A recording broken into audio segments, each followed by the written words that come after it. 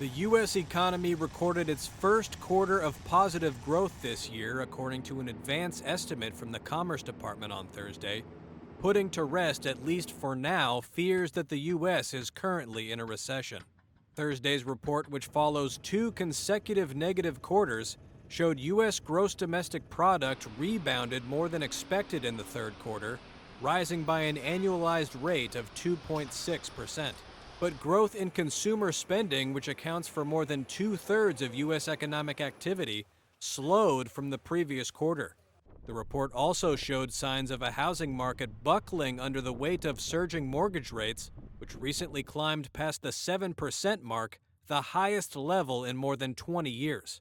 Alex Pell is an economist at Mizuho Securities. I think the basic message here is that interest rate sensitive sectors of the economy are starting to contract, and they are bearing the brunt of the Fed's adjustment in interest rates.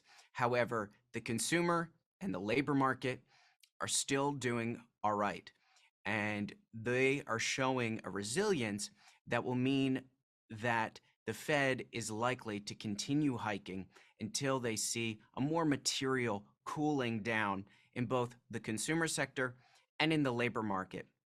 And it's only then that the Fed can be confident that they're going to see a sustainable return to 2% inflation, because the US has an inflation problem, and the only way to deal with it that we know how is for the Fed to continue hiking interest rates. The Federal Reserve has lifted interest rates by a full 3 percentage points so far this year, as it seeks to engineer a slowdown to bring down inflation. There was some encouraging news on that front, as one measure of inflation in the economy rose at a 4.6% rate, falling from an 8.5% pace in the second quarter.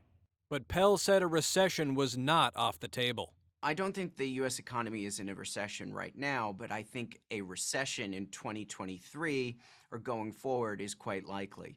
And that is because the labor market, the Fed likely needs to see the labor market cool down significantly in order to be confident that inflation is going to return to 2%. And so that will likely entail some sort of recession.